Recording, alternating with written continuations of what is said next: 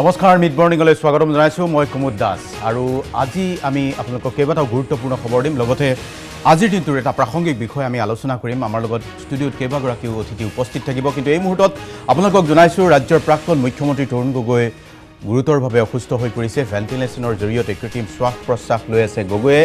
দেওবাৰে 6 ঘণ্টা ধৰি প্ৰাক্তন মুখ্যমন্ত্ৰীজনৰ ডায়ালিচিছ কৰোৱা হৈছিল বিভিন্ন টক্সিন তেওঁৰ শৰীৰৰ পৰা উলিওৱা হৈছে আৰু তেওঁৰ স্বাস্থ্য সন্দৰ্ভত ইতিমধ্যে মেডিকেল বুলেটিন GMCH কৰ্তৃপক্ষই সম্প্ৰচাৰ কৰিছে 26 আগষ্টত কোভিড-19ৰ স্থিতি ধৰা পৰিছিল গগৈৰ দেহত আৰু দুমাহ ধৰি GMCHত চিকিৎসাধীন হ'বলগীয়া হৈছিল প্ৰাক্তন মুখ্যমন্ত্ৰীগৰাকী 26 অক্টোবৰত GMCHৰ পৰা ৰিলিজ দিয়া হৈছিল গগৈক আৰু পুনৰ স্বাস্থ্যৰ অৱনতি ঘটাত 30 অক্টোবৰত ভৰ্তি কৰা হৈছিল GMCHত সম্প্ৰতি এইমছৰ বিশেষজ্ঞ চিকিৎসকৰ পৰামৰ্শমৰ্মে গগৈৰ চিকিৎসা অব্যাহত আছে আজিৰ দিনটোৰ গুৰুত্বপূৰ্ণ খবৰ আপোনালোকক জনাইছোঁ GMCHত ইতিমধ্যে বিভিন্ন শ্ৰেণীৰ লোকে প্ৰাক্তন মুখ্যমন্ত্ৰী তৰুণ গগৈৰ অনুৰাগীয়ে ভিৰ কৰিছে নিশা GMCHত উপস্থিত হৈছিল স্বাস্থ্যমন্ত্ৰী ডক্টৰ হিমন্ত বিশ্ব শৰ্মা আৰু ইতিমধ্যে গুৱাহাটীত উপস্থিত হৈছে গগৈৰ কন্যা বোৱাৰীকে ধৰি গগৈৰ আত্মীয় স্বজন আৰু এই মুহূৰ্তৰ খবৰ আমি জনাইছোঁ GMCHত কি পৰিৱেশ আপোনালোকক জনাবলৈ চেষ্টা কৰিম কিন্তু এই মুহূৰ্তত আমি জনাইছোঁ যে গগৈৰ অৱস্থা ক্ৰমাৎ জটিল হৈ পৰিছে আৰু সেই কথা ইতিমধ্যে চিকিৎসালয় কৰ্তৃপক্ষই সদৰি কৰিছে আমি পুনে পুনে GMCHলৈ গৈছোঁ GMCHত এই মুহূৰ্তত কি ছবি সেয়া আপোনালোকক দেখুৱাবলৈ চেষ্টা কৰিম আমাৰ সহযোগী পাৰ্থ উপস্থিত আছে GMCHত পাৰ্থ আপোনাৰ ওচৰলৈ আহিছোঁ আৰু এই মুহূৰ্তত গগৈৰ স্বাস্থ্য সন্দৰ্ভত আপোনাৰ হাতত আৰু অধিক কি তথ্য আছে পাৰ্থ হয় প্ৰাক্তন মুখ্যমন্ত্ৰীজনৰ স্বাস্থ্যৰ শেহতীয়া খবৰ ইতিমধ্যে আমি দৰ্শকসকলক অৱগত কৰাই আহিছোঁ আৰু কিছু সময়ৰ পূৰ্বে GMCHৰ অধীক্ষক অভিজিত শৰ্মা আহি যেতিয়া তেওঁ সংবাদ মাধ্যমক সম্বোধন কৰিছিলে তেতিয়া তেওঁ এটা কথা জানিবলৈ দিছে যে প্ৰাক্তন মুখ্যমন্ত্ৰী তৰুণ গগৈৰ অৱস্থা বৰ্তমান অধিক সংকটজনক বুলি জানিবলৈ দিছে আৰু সংবাদ মাধ্যমে যেতিয়া বাৰে বাৰে তেওঁক সেই প্ৰশ্নটো সুধিছিলে তেওঁ একেটা উত্তৰ দিছিল যে he is very very critical condition গতিকে নিশ্চিতভাৱে সকলোৱে তেওঁ আশাৰোগ্য কামনা কৰিছে যদিও সকলো সমগ্ৰ অসমবাসী এটা উৎকণ্ঠিত মনলৈ বাট চাই আছে যে কিছু সময়ৰ পিছতে কেনেধৰণৰ খবৰ আহে প্ৰাক্তন মুখ্যমন্ত্ৰীজনৰ স্বাস্থ্যৰ সন্দৰ্ভত কেনেধৰণৰ খবৰ আহে সকলোৰে উৎকণ্ঠা বিৰাজ কৰিছে সমগ্ৰ অসমবাসীৰ মাজত কিন্তু এইখিনিতে আমি ক'ব লাগিব যে ইতিমধ্যে ৰাতিপুৱাৰে পৰা তেওঁলোকৰ যি তৰুণ গগৈ আত্মীয় স্বজন আহি পেলাই ইয়াত উপস্থিত হৈছে তেওঁ পুত্ৰ গৌৰৱ গগৈকে ধৰি তেওঁ দলীয় যিসকল সতীৰ্থ তেওঁলোকো আহি পেলাই ইয়াত উপস্থিত হৈছে আৰু মই মোৰ কেমেৰা পাৰ্চন অমলক দেখুৱাবলৈ অনুৰোধ জনাইছোঁ দৰ্শকসকলে এই যিটো GMCHৰ বিল্ডিং দেখা পাইছে ইয়াৰে 5ম মহলাত ইতিমধ্যে চিকিৎসাধীন হৈ আছে প্ৰাক্তন মুখ্যমন্ত্ৰী তৰুণ গগৈ বৰ্তমান সময় বাগৰি যোৱাৰ লগে লগে তেওঁৰ স্বাস্থ্যৰ অৱস্থাও যথেষ্ট সংকটজনক হৈ পৰা বুলি ইতিমধ্যে চিকিৎসকে আমাক জানিবলৈ দিছে হয়তো আৰু কিছু সময়ৰ পিছতে তেওঁ যি শেহতীয়া স্বাস্থ্যৰ খবৰ সেয়া সবিশেষ আমি দৰ্শকসকলক জনাবলৈ সক্ষম হ'ম কুমুদ পাৰ্থ ধন্যবাদ জনাইছোঁ আমি পৰৱৰ্তী সময়ত পুনৰ সংযোগ স্থাপন কৰিম আপোনাৰ সৈতে পাৰ্থ ধন্যবাদ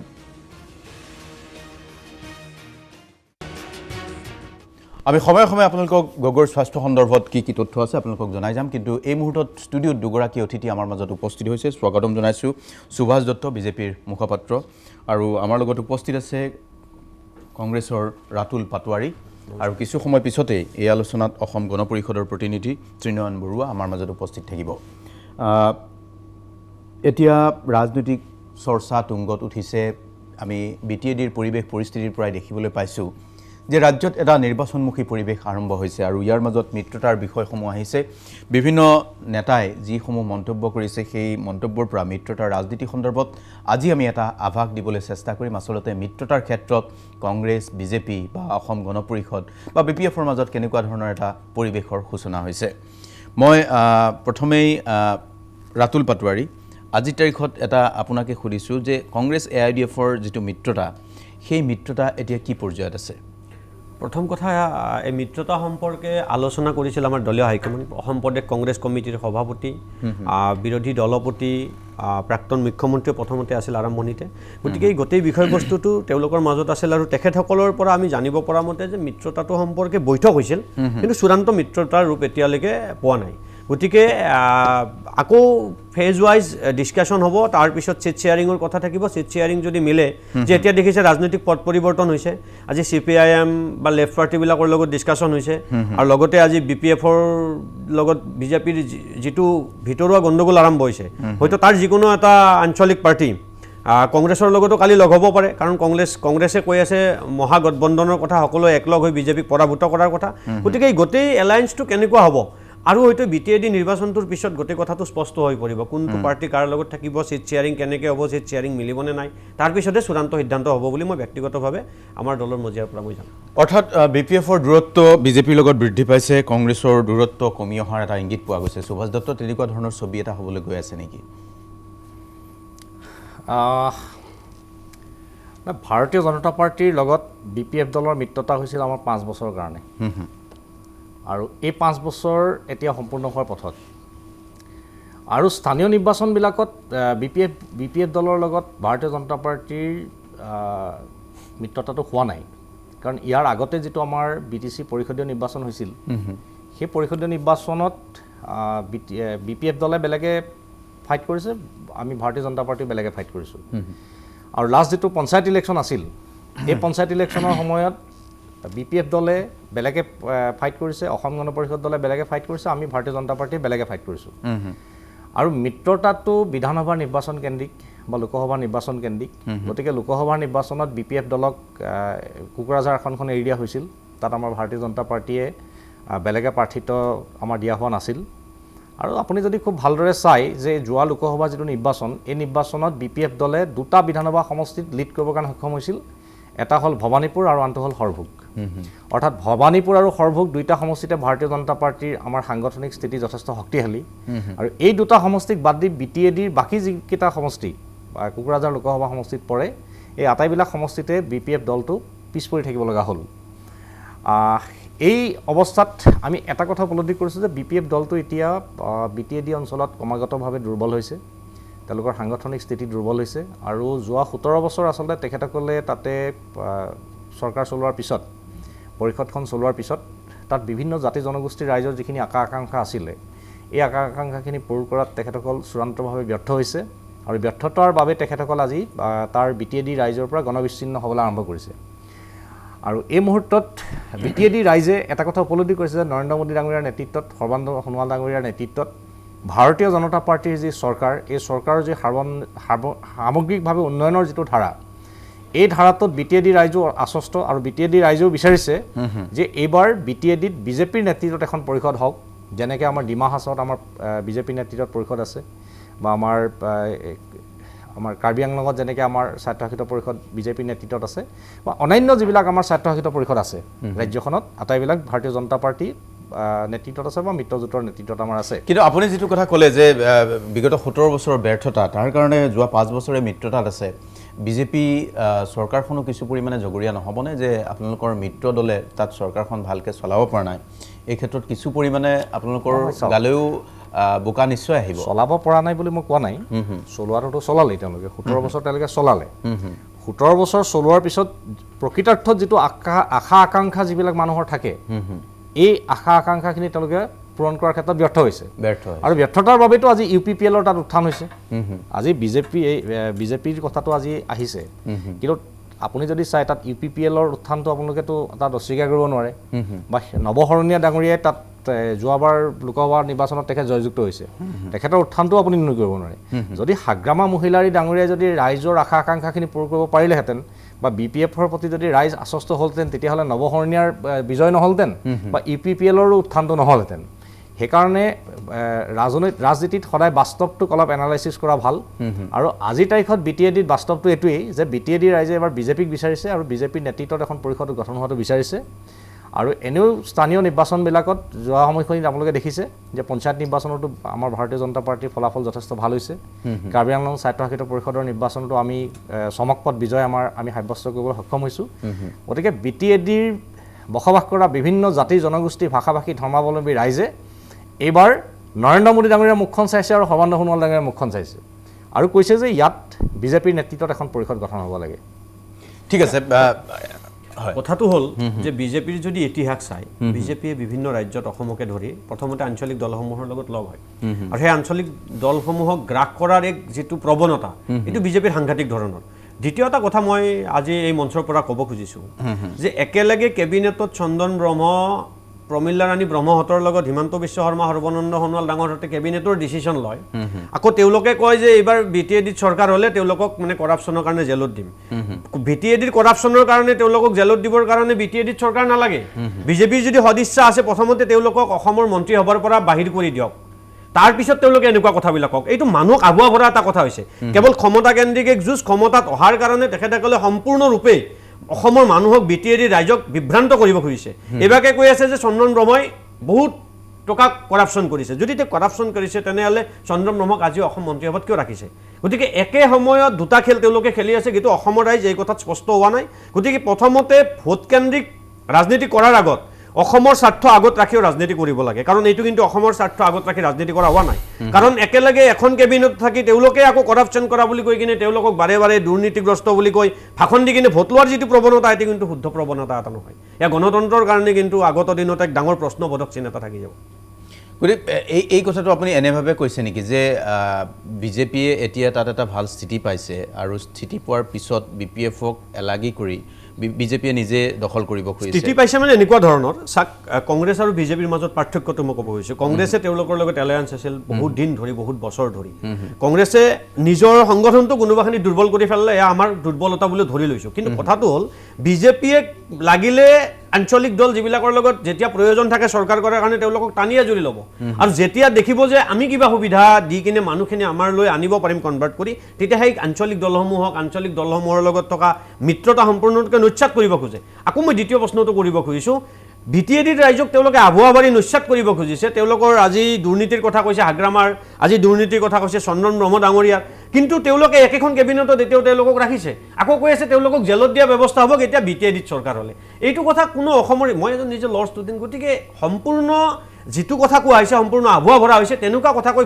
ভোট লোৱাটো এটা কিন্তু সম্পূৰ্ণ ইথিক্সৰ বাহিৰত গতিকে আমি কৈছোঁ ইথিক্স বুলি এটা বস্তু থাকিব লাগে যেতিয়া অসমত চৰকাৰ কৰিব পাৰিম বুলি তেওঁলোক নিশ্চিত নাছিল তেতিয়া অগপক আজি অগপৰ স্থিতি চাওক প্ৰত্যেকজন বিধায়কে আজি তেওঁলোকে মন্তব্য দিব লগা হৈছে আজি অগপক কৈ আছে এইটো চিট নিদিওঁ সেইটো চিট নিদিওঁ ৰঞ্জিত দাস ডাঙৰীয়াই প্ৰত্যক্ষভাৱে কৈ আছে গতিকে কোৱাৰ পিছত আজি অগপৰ বিধায়কসকলে যেনেকৈ ক'ব লগা হৈছে আজি তেওঁলোক সম্পূৰ্ণ এটা এনেকুৱা চিটুৱেশ্যনত আছে যে তেওঁলোকৰ ৰাজনৈতিক ভৱিষ্যত সুৰক্ষিত নহয় বুলি ভাবি লৈছে গতিকে সৰু ভায়েকবিলাকক ডাঙৰ ভায়েকে যেতিয়া নিজক বচাবৰ কাৰণে লাগে সহযোগ লয় আৰু যেতিয়া দেখে যে মই নিজে সম্পূৰ্ণৰূপে ষ্টেবল হৈ গ'লো তেতিয়া তেওঁলোকক মানে ঘৰৰ পৰা উলিয়াই দিয়াৰ দৰে বিজেপিয়ে আমি দেখিছোঁ বিজেপিয়ে 1952-53 চনৰ পৰাই মিত্ৰতাৰ ৰাজনীতি কৰি আছে কিন্তু এই সময়ছোৱাত আমি দেখিছোঁ যিসকলে মিত্ৰতাত আবদ্ধ হয় সেই দলসমূহৰো কিছু ভুল নথকা নহয় আজি অগপৰ কথাই কওক BPFৰ কথাই কওক নিশ্চিত মই বিজেপিক সমালোচনা কৰিব লাগে এই কাৰণে সমালোচনা কৰিছোঁ ঠিক তেনেকুৱা নহয় কিন্তু এই মিত্ৰ দল হোৱা দলসমূহৰো কিছু ভুল আছে নেকি নিশ্চিত 100% আছে 100% এই কাৰণে আছে চাওক আজি মই প্ৰথম এই লাষ্ট যিটো কা আন্দোলন সেইটো কৰা নাই তাৰ আগত যেতিয়া কেব আনিব ওলাইছিল ইয়াৰ যোৱাবাৰৰ আগৰবাৰ লোকসভাত যেতিয়া নাহিল তেতিয়া অগপই সেই সময়ত দেখিলে যে অসমৰ ৰাইজৰ কেবৰ বিৰুদ্ধে আছে মতামত তেতিয়া অতুল বৰা ডাঙৰীয়াই কি ক'লে যে অসমৰ জাতি মাটি ভেটিৰ চিন্তা কৰি অসম চুক্তিক সম্পূৰ্ণ মানে আমি মানি লৈ অসম চুক্তিৰ আমি অগপ দল ফেভাৰত থাকিম আৰু বিজেপিৰ লগত আমি প্ৰয়োজনত আমি বিজেপি চৰকাৰৰ পৰা ওলাই আহিম বুলি ক'লে তাৰ পিছত অগপই কি কৰিলে অতুল বৰা ডাঙৰীয়াই যেতিয়া দ্বিতীয়বাৰৰ কাৰণে বিধেয়কখন আনিলে সম্পূৰ্ণ সমৰ্থন কৰিলে গতিকে তেওঁলোকৰ স্থিতিও যে একমাত্ৰ ক্ষমতা কেন্দ্ৰিক এই কথাটো কিন্তু স্পষ্ট হৈ পৰিছে গতিকে তেওঁলোকৰ এই সুবিধাবাদী চৰিত্ৰটোৰ কাৰণে আজি অগপও কিন্তু দুৰ্বল স্থিতিত গৈছে আৰু অগপই দুৰ্বল স্থিতিত যোৱাৰ কাৰণে আজি তেওঁলোকে শিক্ষা লোৱাৰ এক প্ৰয়োজনীয়তা অনুভৱ কৰিব আগত দিন ঠিক আছে মই আপোনাৰ কথাই যদি মানি লওঁ এনেকুৱা লাগিব যে অগপও সুবিধাবাদী বিজেপিও সুবিধাবাদী তাৰ সুযোগ কিন্তু কংগ্ৰেছে ল'ব পৰা নাই সুভাষ দত্ত কংগ্ৰেছে ক'ব আপোনালোক সুবিধাবাদী অগপও সুবিধাবাদী BPFও সুবিধাবাদী বুলি মই ধৰি ল'লোঁ কিন্তু সেই সুযোগটো কংগ্ৰেছে ল'ব পৰা নাই কংগ্ৰেছো সমানেই ব্যৰ্থতাৰ অভিযোগ কংগ্ৰেছৰ বিৰুদ্ধেও আছে নহয় যিবিলাক কথা অপ্ৰাসংগিক এইবিলাক আলোচনা কৰি লাভ নাই এতিয়া কথাটো হৈছে ভাৰতীয় জনতা পাৰ্টি আমি ক্ষমতাৰ কাৰণে আমি ৰাজনীতি কৰা নাই আমি ৰাষ্ট্ৰ নিৰ্মাণৰ কাৰণে ৰাজনীতি কৰিছোঁ আৰু ৰাষ্ট্ৰ নিৰ্মাণৰ এই ধাৰাটোত কেতিয়াবা আমাৰ লগত কোনোবা আছে কেতিয়াবা আমাৰ লগত কোনোবা নাই আৰু যেহেতু নেকি ৰাজনৈতিক দলবিলাকৰ প্ৰত্যেকৰে নিজস্ব একোটা মতাদৰ্শ থাকে প্ৰত্যেকৰ নিজস্ব একোটা পৃথক পৰিকাঠামো থাকে পৃথক দৰ্শন থাকে গতিকে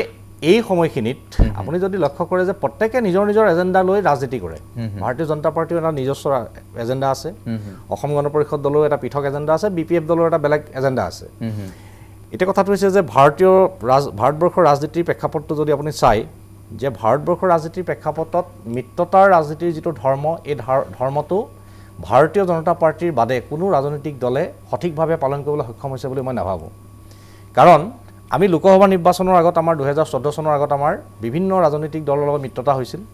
আমি ভাৰতীয় জনতা পাৰ্টিয়ে অকলে চৰকাৰ গঠন কৰিব পৰা সত্ত্বেও আমাৰ বিভিন্ন দলবিলাকক লগত লৈহে নৰেন্দ্ৰ মোদী ডাঙৰীয়াৰ নেতৃত্বত আমাৰ চৰকাৰ গঠন হৈছে আৰু সেই ধাৰাটো এতিয়াও আমাৰ অব্যাহত আছে আজি ভাৰতীয় জনতা পাৰ্টিৰ আসনৰ সংখ্যা সংসদত 303খন কিন্তু NDA যিটো আমাৰ মিত্ৰজোঁট এই মিত্ৰজোঁটৰ এতিয়াও আমাৰ চৰকাৰত ঠিক আছে মই এই বিষয়টোলৈ আহিম এটা সৰু বাণিজ্যিক বিৰতিলৈ যাম কিন্তু 2006 চনত কংগ্ৰেছে 78 আসন পোৱাৰ পিছত BPFৰ 3 মন্ত্ৰীক মন্ত্ৰিত্ব দিছিল সেই কথাটো ৰাতুল পাটোৱাৰীয়ে ক'ব পাৰে মই আগধৰি কৈ দিছোঁ সৰু এটা বিৰতি ল'ম বিৰতিৰ পিছত আমাৰ এই আলোচনা অব্যাহত ৰাখিম আপোনালোকে চাই আছে মিড মৰ্নিং আৰু কথা পাতি আছোঁ মিত্ৰতাৰ ৰাজনীতিৰ বিষয়ে সুভাষ দত্ত বিজেপিৰ আমাৰ লগত উপস্থিত আছে কংগ্ৰেছৰ ৰাতুল পাটোৱাৰী সুভাষ দত্ত এটা কথা যে যিটো অভিযোগ সময়ে সময়ে উত্থাপিত হয় কংগ্ৰেছৰ ফলৰ পৰা এই মুহূৰ্তত কৈছে যে সৰু সৰু দলবোৰক গ্ৰাস কৰাৰ বা আঞ্চলিক দলবোৰক গ্ৰাস কৰাৰ এটা প্ৰৱণতা বিজেপিৰ দেখিবলৈ পোৱা গৈছে এই ক্ষেত্ৰত আপুনি কি প্ৰত্যুত্তৰ দিব নহয় গ্ৰাস কৰা বুলি নহয় ভাৰতীয় জনতা পাৰ্টি হৈছে এখন মহাসাগৰ আৰু মহাসাগৰত নদী নদী জান জুৰিবিলাকতো চামিল হয়েই এইটো এটা প্ৰাকৃতিক আৰু এটা মানে এটা অৱধাৰিত এটা প্ৰক্ৰিয়া কিন্তু কথাটো হৈছে কি যে আজি অসম গণ পৰিষদ দলেই হওক বা BPF দলেই হওক তেখেতসকল আমাৰ লগত যোৱা 5টা বছৰ মিত্ৰতাত আছে আৰু এই 5টা বছৰৰ মিত্ৰতাৰ কাৰণে আজি আমাৰ চৰকাৰখন এতিয়াও আছে আপুনি যদি এটা কথা ভালকৈ চায় যোৱা যিটো BTC নিৰ্বাচন এই নিৰ্বাচনত বিজেপি আমি প্ৰতিদ্বন্দ্বিতা কৰিছিলোঁ আমাতকৈ BPFৰ তাত পজিশ্যনটো খুব ভাল আছিল আৰু তেখেতসকলক সেইকাৰণে তাত 12খন আসন এৰি দিয়া হৈছিলে 12খন আসনত তেখেতসকলে জিকিছে আৰু আমাৰ চৰকাৰ তেখেতসকল অংশীদাৰ হৈছে পৰৱৰ্তী সময়ত যেতিয়া তেখেতসকলক আমি লোকসভাৰ আসনখন এৰি দিলোঁ লোকসভা আসনখনত তেওঁলোকে দুটা সমষ্টিত জিকিলে ভৱানীপুৰ আৰু আমাৰ সৰভোগ বাদ দি বাকী তেওঁলোকে BPFৰ বিধায়ক থকা সমষ্টিবিলাকত তেওঁলোক জিকিব নোৱাৰিলে এতিয়া এটা কথা চাওক যে এই কথাটোৱে প্ৰমাণ কৰিছে BPF দলটো ক্ৰমাগতভাৱে দুৰ্বল হৈছে আৰু এতিয়া যিটো আমাৰ BTC নিৰ্বাচন এই BTC নিৰ্বাচনত আপোনালোকে দেখিব যে BPF দলটো সাংঘাতিকভাৱে দুৰ্বল হৈছে আৰু অসম গণ পৰিষদ দলৰ কথাটো অহা নাই আৰু অসম গণ পৰিষদ দলৰ লগত আমাৰ মিত্ৰতা আজি আছে আৰু ভৱিষ্যতলৈও থাকিব অসম গণ পৰিষদ দলৰ লগত মিত্ৰতাটো আমাৰ আজি নহয় যেতিয়া আমাৰ বিধায়কৰ সংখ্যা একদম কম আছিল সেই সময়তো অসম গণ পৰিষদ দলে মিত্ৰতা ধৰ্ম পালন কৰি আমাৰ ইন্দ্ৰমণি বৰা ডাঙৰীয়াক ৰাজ্যসভালৈ নিৰ্বাচন কৰিছিল সেই সময়ত অসম গণ পৰিষদ দলৰ বিধায়ক বেছি আছিল আজি অসম গণ পৰিষদ দলৰ বিধায়ক কম আছে কম থকাৰ অৱস্থাত আমাৰ বীৰেন্দ্ৰ প্ৰসাদ বৈশ্য ডাঙৰীয়াক ভাৰতীয় জনতা পাৰ্টিয়ে ৰাজ্যসভাৰ সাংসদ হিচাপে নিৰ্বাচন কৰি পঠিয়াইছে গতিকে আজি অসম গণ পৰিষদ দলৰ লগত এইখিনিত একো অসুবিধা হোৱা নাই BPF যিমান দুৰ্বল হৈছে অসম গণ পৰিষদ দুৰ্বল হোৱা নাই ডেফিনেটলি আজি অসম গণ পৰিষদ দলে যোৱা পঞ্চায়ত নিৰ্বাচনত কিছুমান সমষ্টিত প্ৰতিদ্বন্দ্বিতা কৰিছিল কিছুমানত তেখেতসকলৰ অৱস্থা একেবাৰে বেয়া আৰু এই কথাখিনি ইতিমধ্যে আমাৰ ৰাজ্যিক সভাপতি ৰঞ্জিত কুমাৰ দাস ডাঙৰীয়াইও দৃষ্টিগোচৰ কৰিছে বা বিভিন্ন পৰ্যায়ত এই কথাখিনি আলোচনা হৈছে এতিয়া কথাটো হৈছে যে 2021 চনৰ নিৰ্বাচনটো যে আমি খেলিম আমি নিৰ্বাচনটো জিকিবৰ কাৰণে খেলিম যিবিলাক সমষ্টিত বিধায়ক জিকিব সেই সমষ্টিবিলাকত যি দলৰে বিধায়ক জিকাৰ সম্ভাৱনা আছে সেই দলকেই প্ৰাৰ্থিত্ব দিয়া হ'ব কাৰণ এটা লক্ষ্য নিৰ্ধাৰণ কৰা হৈছে যে BJP + = 100+, গতিকে 100+ কৰিবলৈ হ'লে আমাৰ যিটো এছেছমেণ্ট বা আমাৰ যিটো ছাৰ্ভে বা এই যিটো ব্যৱস্থাৰ যোগেদি আমি চাই থকা হৈছে এতিয়া আপুনি এটা কথা চাব আজি যদি লখিমপুৰ সমষ্টিটো আপুনি যিটো কথা কৈছে 100+ হ'বলৈ আপোচ কৰিব লাগিব এৰাধৰা কৰিব লাগিব এইটোৱে আপোচ কৰিব লাগিব আজি তাৰিখত চাওক যে লখিমপুৰ যিটো বিধানসভা সমষ্টি তাত অসম গণ পৰিষদতকৈ BJP দলৰ আমাৰ পঞ্চায়ত আমি বেছি জিকিলোঁ লখিমপুৰ ঠিক তেনেকৈ আমাৰ অন্যান্য সমষ্টি পাটাচাৰকুচিত অসম গণ পৰিষদ দলৰ পঞ্চায়ত নিজিকিলে আমি মেক্সিমাম পঞ্চায়ত আমাৰ দখলতে পাটাচাৰকুচি সমষ্টিত এতিয়া কমলপুৰ সমষ্টিত এতিয়া ভাৰতীয় জনতা পাৰ্টিয়ে বেছিভাগ পঞ্চায়ত আমি পালোঁ এতিয়া এটা বস্তু চাব যে তৃণমূল পৰ্যায়ত ৰাইজে যদি দলটোক প্ৰত্যাখ্যান কৰিছে গতিকে স্বাভাৱিকতে এতিয়া এই কথা বতৰাবিলাক আহিব যে এই চিটটোত ইমানখিনি পঞ্চায়তত আমাক ৰাইজে জিকাইছে ইমানখিনি পঞ্চায়ততহে আপোনালোকক জিকাইছে এতিয়া নাহৰকটীয়া সমষ্টিত ভাৰতীয় জনতা পাৰ্টিৰ 11জন পঞ্চায়ত সভাপতি আছে আৰু অসম গণ পৰিষদ দলৰ 2জন আছে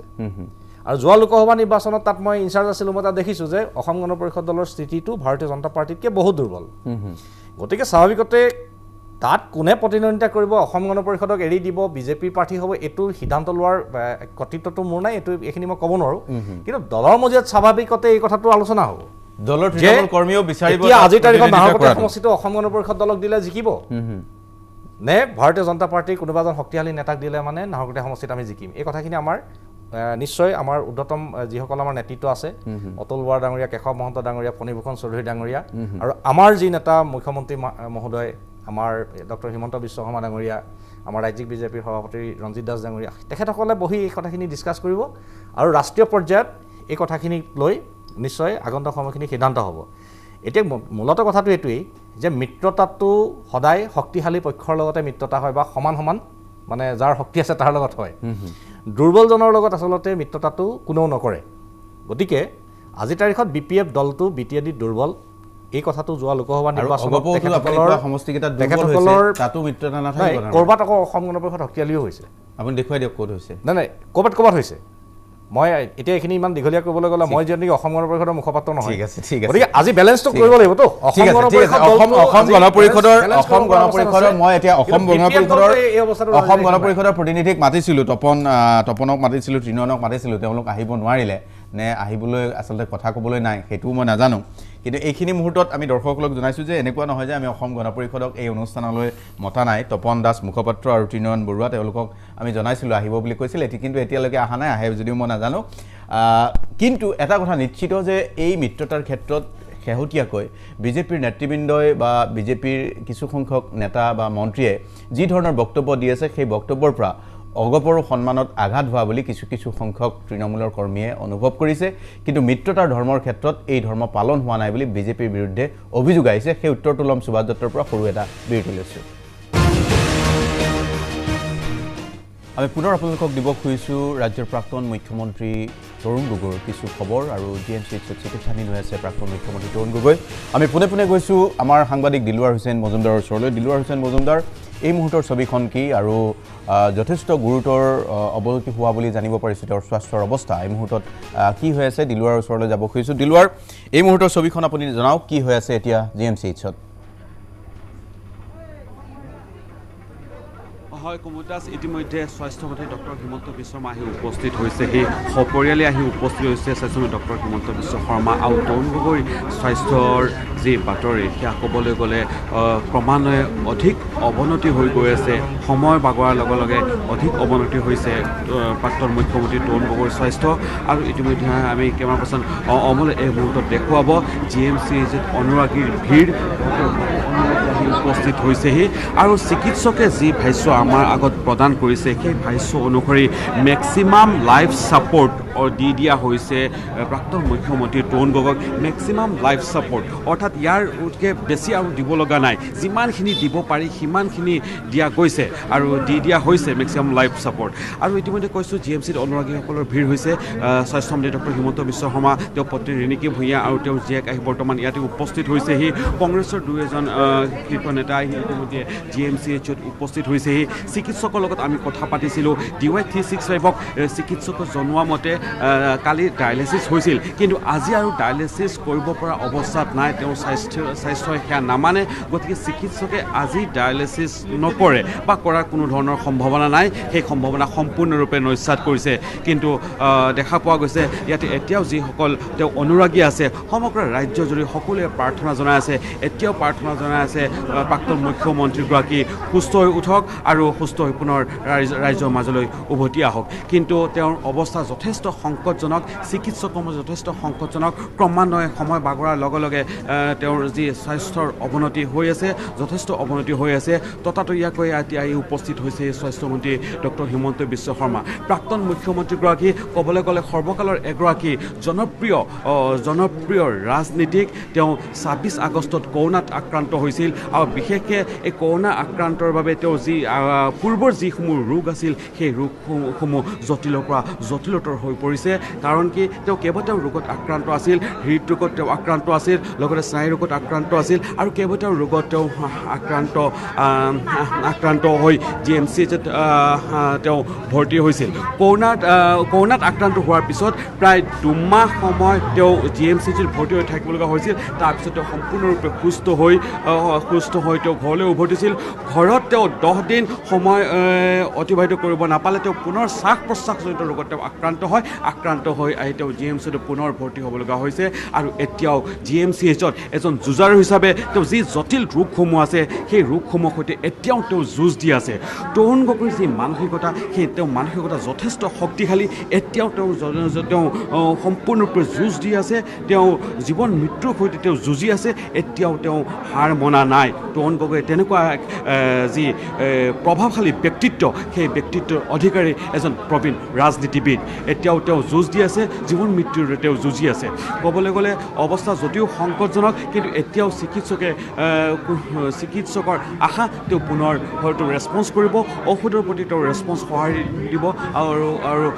ইতিমধ্যে মই কৈছোঁ স্বাস্থ্যমন্ত্ৰী ডক্টৰ হিমন্ত বিশ্ব শৰ্মা আহি ইয়াত উপস্থিত হৈছে আমি দেখুৱাইছোঁ GMCত যথেষ্ট ভিৰ হৈছে ইতিমধ্যে অনুৰাগীসকল আহি উপস্থিত হৈছেহি যথেষ্ট অনুৰাগীসকল আহি ইয়াত উপস্থিত হৈছেহি কালি নিশা আমি দেখিছিলোঁ যথেষ্ট বহু ৰাজনীতিক নেতাসকল আহি উপস্থিত হৈছে দল মত নিৰ্বিশেষে সকলোৱে আহি এইগৰাকী প্ৰবীণ ৰাজনীতিবিদগৰাকীৰ খবৰ লৈ আছে আৰু ৰাজ্যৰ বিভিন্ন প্ৰান্তত তেওঁ আশু আৰোগ্য কামনা কৰি ইতিমধ্যে প্ৰাৰ্থনা আৰম্ভ হৈছে সৰ্বধৰ্মৰ প্ৰাৰ্থনা আৰম্ভ হৈছে প্ৰাক্তন মুখ্যগৰাকীৰ আশু আৰোগ্য কামনা কৰি লগতে ক'ব লাগিব যি তেওঁৰ শৰীৰত টক্সিনৰ মাত্ৰা বৃদ্ধি পাইছিল সেই টক্সিনৰ মাত্ৰা কমাবৰ কাৰণে চিকিৎসকে যথেষ্ট চেষ্টা চলাই আছে আৰু এইমছৰ চিকিৎসকৰ পৰামৰ্শ অনুসৰি তেওঁক এই বিগত কেইদিন সম্পূৰ্ণৰূপে চিকিৎসা প্ৰদান কৰা হৈছে বিশেষজ্ঞ চিকিৎসকৰ এটি দলে তেওঁ দিনে নিশাই অহৰহ তেওঁ চিকিৎসাত ভৰ্তি হৈ আছে বিশেষজ্ঞ চিকিৎসক দলৰ ভিতৰত আছে ভেষজ বিভাগৰ আছে বৃক্ক আছে হৃদৰোগ আছে স্নায়ুৰোগৰ বিশেষজ্ঞ আছে যিহেতু তেওঁ কেইবাটাও ৰোগত আক্ৰান্ত আৰু কৰোণাত আক্ৰান্ত হোৱাৰ পিছত যেতিয়া তেওঁ পুনৰ ভাল পাই উভতি গৈছিল শ্বাস প্ৰশ্বাসজনিত ৰোগত পুনৰ তেওঁ সংক্ৰমণ হয় আৰু সংক্ৰমণ হোৱাৰ পিছত পুনৰ GMCHত ভৰ্তি হ'ব লগা হয় আৰু এই পষ্ট ক'ভিড যি ইফেক্ট সেই পষ্ট ক'ভিডৰ প্ৰভাৱৰ পৰা তেওঁ মুক্ত হ'ব পৰা নাই গতিকে বাকী যিবোৰ বেমাৰসমূহ আছে সেই বেমাৰসমূহ অত্যন্ত জটিল হৈ পৰিছে চিকিৎসকে দিনে নিশাই তেওঁ চিকিৎসা চলাই আছে এইমছৰ চিকিৎসকৰ সৈতে ভিডিঅ' কনফাৰেন্সিঙৰ জৰিয়তে GMC চিকিৎসকসকলে তেওঁলোকে মত বিনিময় কৰি আছে তেওঁলোকৰ পৰামৰ্শ লৈ আছে আৰু সেই পৰামৰ্শ অনুসৰি তেওঁ সম্পূৰ্ণ চিকিৎসা প্ৰদান কৰা হৈছে আমি দেখুৱাইছোঁ ইয়াতে বহু কংগ্ৰেছ নেতাসকলে ইয়াত উপস্থিত হৈছে তেওঁ অনুৰাগীসকলে উপস্থিত হৈছে তেওঁৰ সাংসদ পুত্ৰ গৌৰৱ গগৈ পুৱাৰ ভাগত আহি ইয়াত উপস্থিত হৈছে আৰু দেখা পোৱা গৈছে এইগৰাকী প্ৰবীণ ৰাজনীতিবিদ এইগৰাকী অসমৰ প্ৰাক্তন মুখ্যমন্ত্ৰী তিনিবাৰৰ প্ৰাক্তন মুখ্যমন্ত্ৰী তৰুণ গগৈ আশু আৰোগ্য কামনা কৰি ৰাজ্যৰ বিভিন্ন প্ৰান্তত ইতিমধ্যে প্ৰাৰ্থনা আৰম্ভ হৈছে সৰ্বধৰ্মৰ প্ৰাৰ্থনা আৰম্ভ হৈছে আৰু কিছু সময়ৰ পিছতে চিকিৎসকসকলে তেওঁৰ স্বাস্থ্যৰ যি বতৰা সেয়া সংবাদ মাধ্যমক দি আছে 10 বজাত তেওঁলোকে সংবাদ মাধ্যমক জনাইছে যে তেওঁৰ অৱস্থা ক্ৰমান্বয়ে অধিক অৱনতি হৈ আছে আৰু অত্যন্ত সংকটজনক চিকিৎসকৰ ভাষাত সেই দুটা শব্দ আটাইতকৈ গুৰুত্বপূৰ্ণ তেওঁলোকে কৈছে অত্যন্ত সংকটজনক অৱস্থাত আছে প্ৰাক্তন মুখ্যমন্ত্ৰী তৰুণ গগৈ আৰু ইতিমধ্যে আমি দেখুৱাইছোঁ GMCHৰ পৰা আৰু প্ৰাক্তন মুখ্যমন্ত্ৰীগৰাকী যেতিয়া কৰোণাত আক্ৰান্ত হৈছিল তেতিয়াৰ পৰা প্ৰতি মুহূৰ্তৰ খবৰ DY365ক সঠিক আৰু শুদ্ধ খবৰ আমি যোগান ধৰি আহিছোঁ আৰু ইতিমধ্যে আমি দেখুৱাইছোঁ GMCHৰ বৰ্তমান পৰিৱেশ ইয়াতে চিকিৎসকৰ এটি দল সম্পূৰ্ণৰূপে ব্যস্ত হৈ আছে স্বাস্থ্যমন্ত্ৰী ডক্টৰ হিমন্ত হয় দিলৱাৰ আপোনাক এই মুহূৰ্তত আমি ধন্যবাদ জনাইছোঁ আমি মেডিকেল বুলেটিন অহাৰ লগে লগে পুনৰ আপোনাৰ সৈতে সংযোগ স্থাপন কৰিম দিলৱাৰ পুনৰ মেডিকেল বুলেটিন অহাৰ লগে লগে আপোনাৰ সৈতে সংযোগ স্থাপন কৰিম আমি এই মুহূৰ্তত আপোনাক ধন্যবাদ জনাইছোঁ আমি কথা পাতি আছোঁ মিত্ৰতাৰ ৰাজনীতিৰ বিষয়ে এতিয়া অসম গণ পৰিষদৰ প্ৰসংগ আহিছে ৰাতুল অসম গণ পৰিষদ কোনোবাখিনিত যিখিনি আমি মন্তব্য আমি দেখিবলৈ পাইছোঁ আমি কেইটামান প্ৰতিক্ৰিয়া দেখুৱাই লওঁ স্বাস্থ্যমন্ত্ৰী ডক্টৰ হিমন্ত বিশ্ব শৰ্মা ৰঞ্জিত দাস বা দিলীপ শইকীয়া তেখেতসকলে যিখিনি প্ৰতিক্ৰিয়া দিছে অকণমান যদি আমি দেখুৱাওঁ তাৰ পৰা অনুমান কৰিব পাৰিম অগৰপৰ অৱস্থা বহু সমষ্টিত এতিয়া বেয়া হৈছে কি সমষ্টি হ'ব পাৰে সেই কথা আমি কম কিন্তু প্ৰতিক্ৰিয়াটো আমি দেখুৱাই লৈছোঁ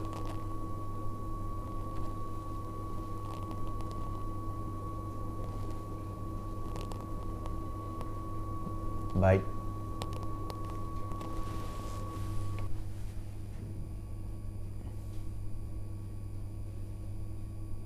আমি দৰ্শকসকলক জনাইছোঁ যে স্বাস্থ্যমন্ত্ৰী ডক্টৰ হিমন্ত বিশ্ব শৰ্মাই কৈছিলে যে যিবোৰ সমষ্টিত অগপৰ স্থিতি বেয়া বা যিবোৰ সমষ্টিত বিজেপিৰ বেয়া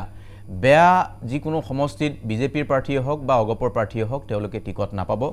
সভাপতি ৰঞ্জিত দাসেও তেনেকুৱা ধৰণৰ মন্তব্য কৰিছিল পঞ্চায়তত বেয়া বা জিলা পৰিষদ বেয়া তেনেকুৱা সমষ্টি অগপই নাপাব পাৰে আমি প্ৰতিক্ৰিয়াটো দেখুৱাই লৈছোঁ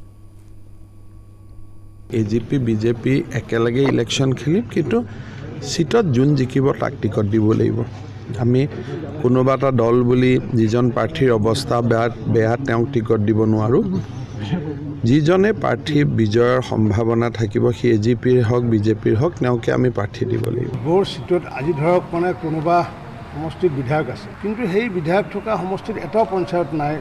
অসম গণ পৰিষদৰ হাতত সকলো পঞ্চায়ত ভাৰতীয় জনতা পাৰ্টীৰ দখলত আছে সেইটো স্বাভাৱিকটো আমাৰ কাৰ্যকৰ্তাসকলে সেইটো ক্লেইম কৰিবই যে যিহেতু ভাৰতীয় জনতা পাৰ্টীৰ 4গৰাকী জিলা পৰিষদ 15টা পঞ্চায়তৰ ভিতৰত 15টা পঞ্চায়তে বিজেপিৰ গতিকে তেনেকুৱা এটা বিধানসভা সমষ্টি যদি এই দিবলগীয়া হয় তেতিয়া নিশ্চয় আলাপ আলোচনাৰ কথা আহিব ইয়াত কমলপুৰ থাকিব পাৰে ইয়াত পশ্চিম গুৱাহাটীও থাকিব পাৰে ইয়াত বৰহমপুৰো থাকিব পাৰে ইয়াত পাটাচাৰকুছিও থাকিব পাৰে কমলপুৰটো কমলৰপুৰ য'ত পদুমৰপুৰ বুলি কৈছোঁ কমল মানে পদুম য'ত পদুমে ভৰি আছে সেইটো দিলে আমি নিশ্চিতভাৱে আৰু আনন্দিত হ'ম প্ৰত্যেকটো আমি নিৰ্বাচন খেলিম জিকিবৰ বাবে তো য'ত আমাৰ জিকাৰ সম্ভাৱনা থাকিব সেইটোৱে আমি কাম কৰিম সেইকাৰণে জিকাৰ সম্ভাৱনা ক'ত আমাৰ বেছি আছে সেইটো আমি প্ৰথম এছেছ কৰি ল'ম তাৰপিছত আমি সিদ্ধান্ত কৰিম এনে মন্তব্যসমূহৰ পৰা এটা কথা স্পষ্ট যে সুভাষ দত্ত যে এইটো বেয়া পাবলগীয়া কথা নহয় যে বিজেপিয়ে নিশ্চিতভাৱে ৰাজনীতি নহয় যদি তাত নিৰ্বাচনী জয়লাভ নাথাকে গতিকে জয়লাভৰ অংক কৰিবই তাত বেয়া পাবলগীয়া কথা নাই কিন্তু অগপৰ অৱস্থা শোচনীয় হ'বলৈ গৈ আছে ৰাতুল পাটোৱাৰী মই আপোনাৰ পৰা জানিব খুজিছোঁ প্ৰথম কথা অগপই প্ৰাৰম্ভতে নিজৰ এটা নিজা স্থিতি আছিল সংগঠন আছিল যেতিয়া বিজেপিৰ লগত লগ হৈ চৰকাৰত আহিলে তেওঁলোকে দলীয় সংগঠনতকৈ এলায়েন্সটোত গুৰুত্ব দি চৰকাৰখনত থকাৰ চিন্তা বেছিকৈ কৰিলে আজি এটা সময়ত তেওঁলোক দুৰ্বল হ'ল কাৰণ তেওঁলোকৰ আদৰ্শ আৰু নীতিৰ পৰাও বহু ক্ষেত্ৰত বিচলিত হৈছে যেনেকৈ আজি বিজেপিৰ মুখপাত্ৰ ডাঙৰীয়াই কৈছে যে ৰাষ্ট্ৰ নিৰ্মাণ তেখেতসকলৰ এটা ইস্যু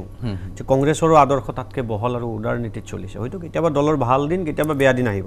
কিন্তু অগপই প্ৰথম কথা অসম চুক্তি যিখন চুক্তিক লৈ অগপ দলৰ জন্ম হৈছিল আৰু যিখন চুক্তিৰ জৰিয়তে তেওঁলোক ক্ষমতাত আহিছিল সেই অসম চুক্তিখনক অগপই নিজে বিজেপিৰ লগ লাগি নিশ্চিত কৰি আছিলে বিভিন্ন সময়ত যাৰ ফলশ্ৰুতিত আজি অগপই বিভিন্ন জেগাত বিভিন্ন ঠাইত মূৰ তুলি কথা ক'ব নোৱাৰা হৈছে আৰু বিজেপিৰ কথা হ'ল যিটো কৈ আছে যে উইনিং কেপাচিটি যাৰ বেছি থাকিব তাকেই দিব আৰু কিছুমান সমষ্টিৰ নাম কৈ দিয়ে এতিয়া এটা কথা স্পষ্ট যে অগপই অতুল বৰাৰ সভাপতি বা কেশৱ মহন্ত কাৰ্যকৰী সভাপতি বা ফণীভূষণ চৌধুৰী তেওঁলোকৰ এতিয়া প্ৰাৰ্থী ঠিক কৰাৰ তেওঁলোকৰ কৰ্তৃত্ব নাই প্ৰাৰ্থিত্ব এতিয়া চূড়ান্ত কৰিব বিজেপিয়ে আৰু সেই কথা মন্ত্ৰী হিমন্ত বিশ্ব শৰ্মাৰ ভাষ্যত স্পষ্ট যে জয়লাভ যদি কৰিব নোৱাৰে অতুল বৰাও প্ৰাৰ্থিত্ব নাপাব পাৰে এনেকুৱা ধৰণে ইংগিত এটা পোৱা গৈছে স্পষ্টকৈ কোৱা নাই অতুল বৰাই প্ৰাৰ্থিত্ব নাপাব বুলি বা কিন্তু এইখিনি মুহূৰ্তত আমি যদি চাওঁ বিজেপিৰ যিটো এছেছমেণ্ট তাৰ ফালৰ পৰা বিজেপিয়ে যিবোৰ সমষ্টিৰ কথা কৈছে লখিমপুৰ পাটাচাৰকুছি কমলপুৰ তাক বাদ দিও নাহৰকটীয়া পশ্চিম গুৱাহাটীৰ কথা কৈছে গতিকে এইসমূহ সমষ্টিত বিজেপিৰ স্থিতি ভাল বুলি বিজেপি পতিয়ন গৈছে গতিকে অগপক এৰি দিয়াৰ যুক্তিযুক্ততা নাই অগপৰ পজিশ্যন সঁচাকৈয়ে বেয়া হৈছে কিন্তু তাৰ ভিতৰতো দুই এটা সমষ্টিত অসম গণ পৰিষদৰ স্থিতি ভাল বুলি চৰ্চা আহিছে কোনবোৰ সমষ্টিত ভাল বুলি চৰ্চা আহিছে যিবোৰত অসম গণ পৰিষদে জয়লাভ কৰাৰ সম্ভাৱনা নাই তেনেকুৱা ধৰণৰ অংক হ'ব পাৰে মই সুভাষ দত্ত আপোনাক আকৌ এবাৰ সুধিছোঁ যে অসম গণ পৰিষদৰ স্থিতি এতিয়া আপোনালোকৰ দলৰ নেতৃত্বই কৈছে লখিমপুৰ নাহৰকটীয়া পাটাচাৰকুছি কমলপুৰ পশ্চিম গুৱাহাটী বা তেজপুৰৰ কথাও মাজে সময়ে চৰ্চিত হৈ আহিছে এইবোৰ সমষ্টিৰ অধিকাংশতেই পঞ্চায়তত বা জিলা পৰিষদত অগপ প্ৰতিনিধি জয়লাভ কৰাৰ তেনেকুৱা ধৰণৰ ভাল ফলাফল দেখুৱাব পৰা নাই বা বেছিভাগতেই বেয়া এনে অৱস্থাত এনে সমষ্টিসমূহ বিজেপিয়ে বিচাৰিব পাৰে বা বিচৰাত অস্বাভাৱিকতা একো নাই তাত বাহিৰে অন্য সমষ্টি অগপক এৰি দিয়াৰ সুযোগ সুবিধা ওলাব নে নাই যিটো নে আমি কোৱা ধৰণে বিজেপিয়েহে প্ৰাৰ্থী ঠিক কৰিব তেনেকুৱা ধৰণৰ ছবি এটা হ'বলৈ গৈ আছে নেকি নহয় অসম গণ পৰিষদ দলৰ প্ৰাৰ্থী বিজেপিয়ে ঠিক নকৰে অসম গণ পৰিষদ দলৰ প্ৰাৰ্থী কোন হ'ব তেওঁলোকৰ দলৰ কৰ্ণধাৰ সমিতি আছে তেওঁলোকৰ নিৰ্দিষ্ট সংবিধান আছে তেওঁলোকৰ নিৰ্দিষ্ট সংগঠন আছে তেওঁলোকে ঠিক কৰিব এতিয়া আমাৰ নেতৃত্বই কৈ থকা কথাখিনি এনেকুৱা ধৰণৰ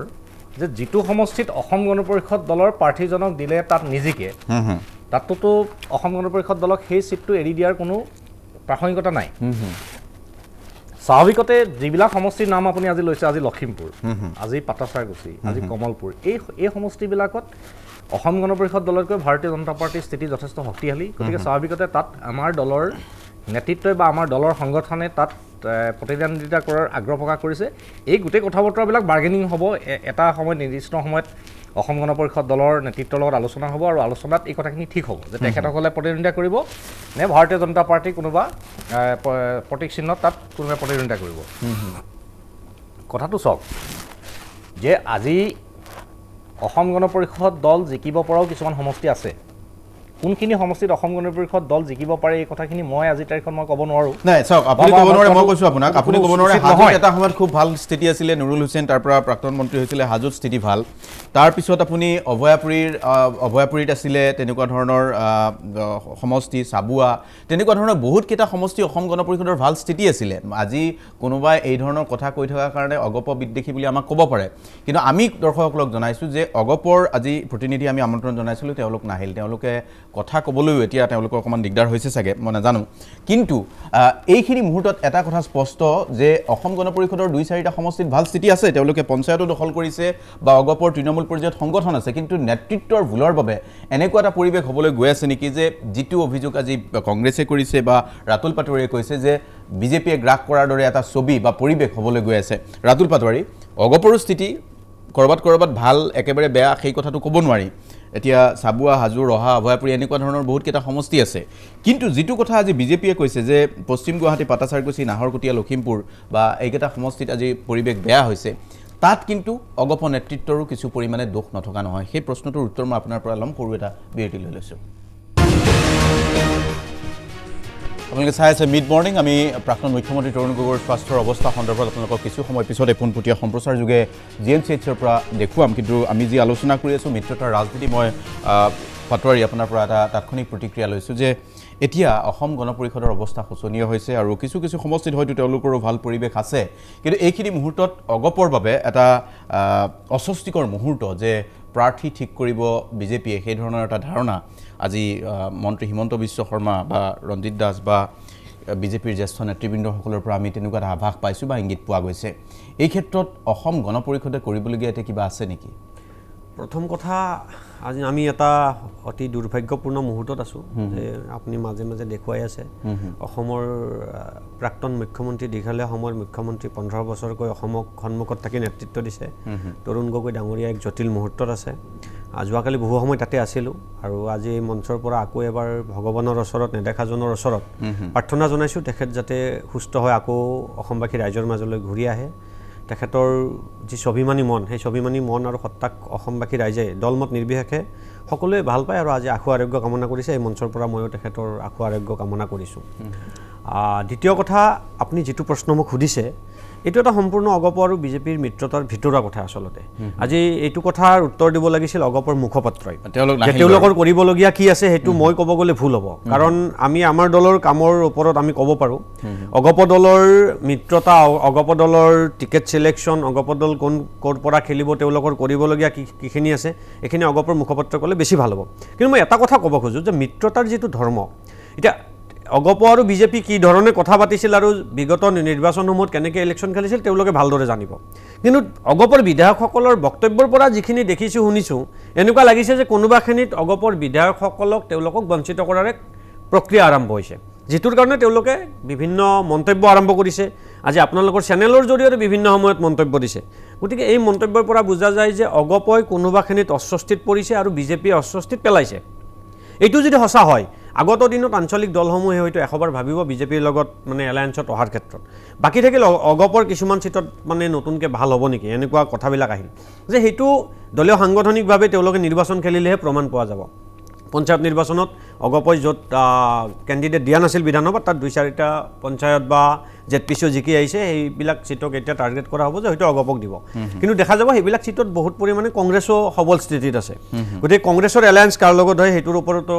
ভালেখিনি চিটৰ গোটেই হেৰিটো নিৰ্ধাৰণ হ'ব কাৰণ প্ৰতিটো পাৰ্টিৰ নিজা নিজা ভোট বেংক থাকে এলায়েন্স হোৱাৰ পিছত সেই ভোটটো কাৰ লগত কাৰ এলায়েন্স হয় সেইমতে ডাইভাৰ্ট হ'ব গতিকে এইখিনিৰ ওপৰত ভিত্তি কৰি আগত দিনত অসমৰ নিৰ্বাচনী যিটো স্থিতি এইটো দলসমূহৰ স্থিতিসমূহ সম্পূৰ্ণৰূপে ফুটি উঠিব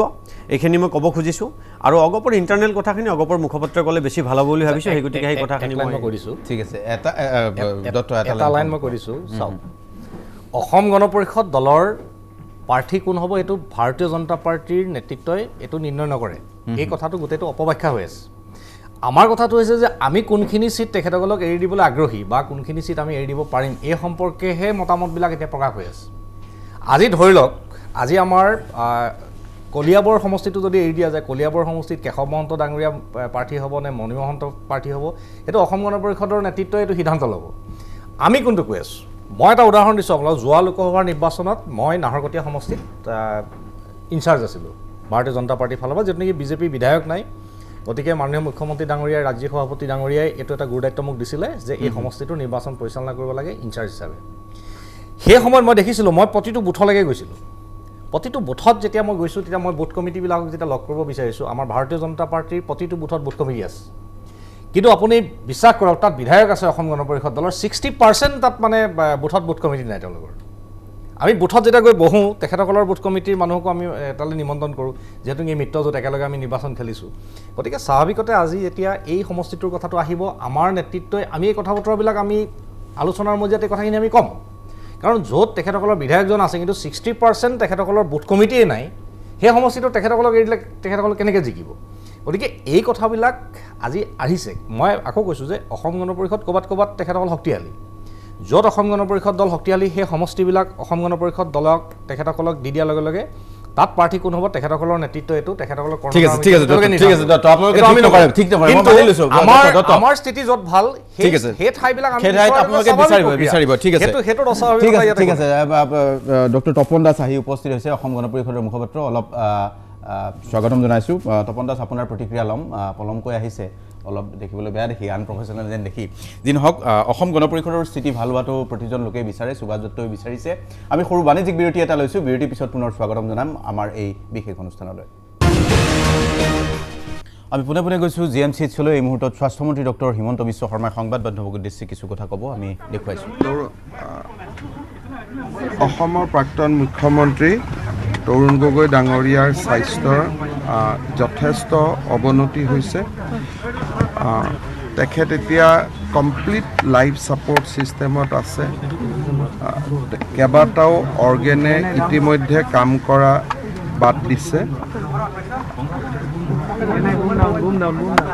ব্ৰেইনে সামান্য সংকেত পাই আছে আৰু অকণমান চকুত এটা ৰিফ্লেক্স একশ্যন আছে সেইখিনিক যদি আমি বাদ দিওঁ তেতিয়াহ'লে ক'ব লাগিব যে শৰীৰৰ কোনো অংগ পতংগই বৰ্তমান কাম কৰি থকা নাই গতিকে এই মুহূৰ্তত মই নাভাবোঁ যে চিকিৎসকসকলৰ হাতত এতিয়া কিবা আছে ভগৱানৰ ওপৰতে বাকী কথাখিনি নিৰ্ভৰ কৰে তেখেতৰ চকুত অকণমান ৰিফ্লেক্স একশ্যন এটা আছে সামান্য হাৰ্টটোৱে কাম কৰি আছে কাৰণ তেখেতৰ পেচমেকাৰ লগোৱা আছিলে আৰু বেচিকেলি পেচমেকাৰটোৰ কাৰণে হাৰ্টটোৱে অলপ ছিগনেল দি আছে আৰু বাকী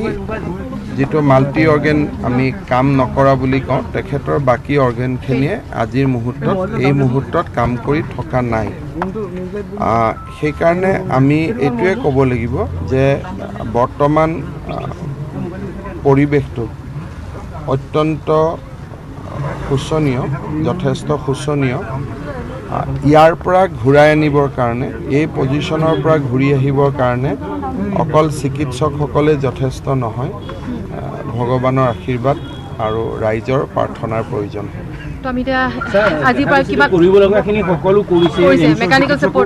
হয় চাওক আমি গুৱাহাটী মেডিকেল কলেজৰ যিটো টীম আছিলে তেওঁলোকে যথেষ্টখিনি কৰিব চেষ্টা কৰিছিলে যোৱাকালি ডায়েলিচিছো কৰা হৈছিলে আৰু তেখেতৰ শৰীৰৰ পৰা টক্সিন মেটেৰিয়েল প্ৰায়খিনি ৰিমুভ হৈছিলে মই ইয়াত বহি থাকোঁতে ব্লাডৰ ৰিপৰ্ট চাইছিলোঁ ক্ৰিয়েটিনাইন 3ৰ ওপৰত আছিলে 0.65লৈকে আহি গৈছিলে কিন্তু জাষ্ট ডায়েলিচিছ শেষ হোৱাৰ লগে লগে বডিয়ে আকৌ টক্সিন মেটেৰিয়েলবিলাক ৰিলিজ কৰি দিলে তাৰমানে য'ৰ পৰা আমি যিখিনি পাইছিলোঁ আকৌ ঘূৰি গৈ য'ৰ পৰা আৰম্ভ কৰিছিলোঁ তালৈকে গুচি গ'ল গতিকে মই এইটোৱে ক'ব পাৰোঁ যে চিকিৎসকসকলৰ চেষ্টা অব্যাহত থাকিব তেওঁলোকে কৰিব পৰাখিনি কৰিছে, কৰি থাকিব। কিন্তু মোৰ যিটো ব্যক্তিগত অনুভৱ সেইটো হ'ল যে চিকিৎসকসকলৰ দ্বাৰা এতিয়া যথেষ্ট নহয়। অসমৰ জনসাধাৰণৰ প্ৰাৰ্থনা আৰু ভগৱানৰ আশীৰ্বাদৰ প্ৰয়োজন হ'ব এই ষ্টেজটোৰ পৰা উভতি আহিব। কালি আপুনি কৈছিলে ডায়ালিচিছ কৰা হ'ব বুলি, কিবা ডায়ালিচিছ কৰা সম্পূৰ্ণ হৈছিলে, আজি আকৌ আজি সেইটো পজিশ্যনত নাই। এইবিলাক আৰু মানে এতিয়া মেচিনত 100% ছাপৰ্টত তেখেতৰ অক্সিজেন 85ত আছে। তাৰমানে মেচিনে যিমান অক্সিজেন দিব পাৰে দিয়াৰ পিছত 85, গতিকে এইটো বৰ পজিটিভ ইণ্ডিকেশ্যন নহয়। তেখেতৰ পুত্ৰ গৌৰৱ গগৈ ডাঙৰীয়া গোটেই ঘটনাটোৰ বিষয়ে অৱগত, কাৰণ তেওঁ ইয়াত আছেই, তেওঁ দেখি আছে। গতিকে মই যিখিনি আপোনালোকক কথা কৈছোঁ এইখিনি কথা তেওঁ নিজেও জানে, প্লাছ ময়ো টেলিফোনত কথা পাতি আছোঁ, এইটো বেলেগ কথা। কিন্তু তেখেতে নিজেই গোটেই বস্তুখিনি তেখেতে নিজে দেখিছে বা তেওঁ নিজে জড়িত হৈছে। এই গোটেই সময়ছোৱাখিনি মানে এতিয়া যোনটো বৰ্তমান পজিশ্যন, ইয়াৰ পৰা ধৰক কিমান ঘণ্টা বা কিমান অবজাৰ্ভেশ্যন থাকিব, চকুৰ ৰিফ্লেক্স বা হাৰ্ট বিট যিয়ে নহওক? মইতো চিকিৎসক নহয়, কিন্তু এটা কথাই মই বাৰে বাৰে ক'ম যে এই মুহূৰ্তৰ পৰা তেখেতক সুস্থ অৱস্থালৈকে ঘূৰাই আনিবৰ কাৰণে চিকিৎসকসকল যথেষ্ট নহয়, ভগৱানৰ আশীৰ্বাদ আৰু ৰাইজৰ প্ৰাৰ্থনাৰ প্ৰয়োজন হ'ব।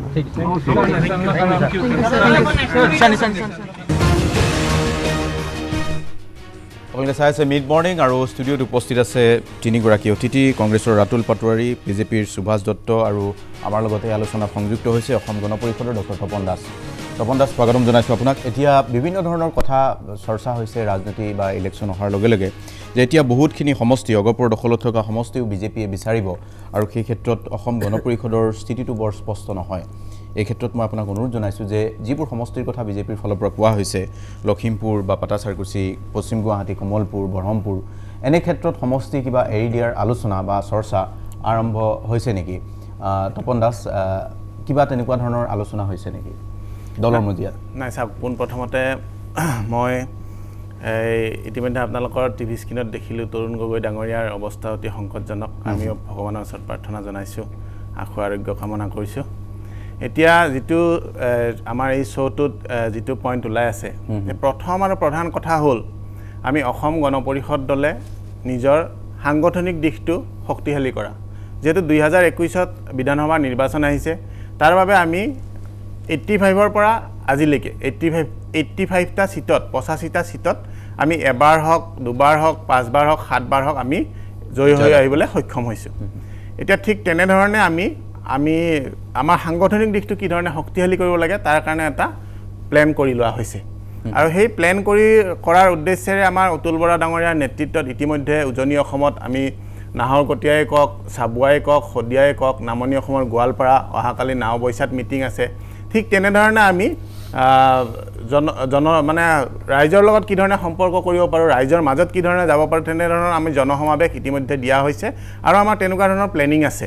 এতিয়া মিত্ৰতাৰ কথাটো যিটো আছে, মিত্ৰতাৰ কথাটো আজিয়ে কৈ দিয়ে, মানে আজিয়ে যদি মিত্ৰতাত ইটো ছিট পাব, এইটো ছিট নাপাব, আজিৰ পৰাই যদি বহুত কথা কৈ থকা যায়, সেই কথাটো সময়ত সত্য হিচাপে নোলাব বুলি মই ভাবোঁ। কিয়নো বিজেপিৰ নিজৰ সাংগঠনিক দিশটো শক্তিশালী কৰিবৰ কাৰণে কাম কৰি আছে, আমিও সাংগঠনিক দিশটো শক্তিশালী কৰিবৰ কাৰণে কাম কৰি আছোঁ। আমাৰ যিসকল কেন্দ্ৰীয় নেতৃত্ব আছে তেখেতসকলে বিজেপিৰ কেন্দ্ৰীয় নেতৃত্বৰ লগত আলোচনা কৰিহে মই সঠিক সিদ্ধান্তত আহিব বুলি মই ভাবোঁ। কিন্তু তাৰ লগত এটা কথা ক'ব লাগিব, আমাৰ যি 14টা MLA ছিট আছে, সেই 14টা ছিটৰ পৰাহে আমাৰ কথাবিলাক আৰম্ভ হ'ব বুলি আমাৰ ইতিমধ্যে জ্যেষ্ঠ নেতা বীৰেন বৈশ্য ডাঙৰীয়াই যোৱাকালি পশ্চিম গুৱাহাটীৰ সভাটো কৈছে। সেইকাৰণে আমি প্ৰথম আৰু প্ৰধান কথাটোৱেই হ'ল আমাৰ সাংগঠনিক দিশটো শক্তিশালী কৰা। এতিয়া যিটো কথা আপুনি কৈছে 14টা সমষ্টি, এতিয়া আসনৰ সংখ্যা এই 14টা সমষ্টিটো আপোনালোকৰ কমি আহিব পাৰে বা তেনেকুৱা ধৰণৰ পূৰ্বানুমান বিজেপিৰ নেতাসকলৰ পৰা পোৱা গৈছে। মন্ত্ৰী হিমন্ত বিশ্ব শৰ্মাই কৈছে যে অগপ বিজেপি বুলি কথা নাই, দুৰ্বল প্ৰাৰ্থীয়ে প্ৰাৰ্থিত্ব নাপাব আৰু যিবোৰ পঞ্চায়ত, জিলা পৰিষদ আপোনালোকৰ দখলত নাই তাত কিন্তু বিজেপিয়ে টিকট বিচাৰিব বা বিজেপিয়ে প্ৰাৰ্থিত্ব দিব, সেই কথা ৰঞ্জিত দাসে কৈছে। যদি তেনেকুৱা ধৰণে চাওঁ, আপোনালোকৰ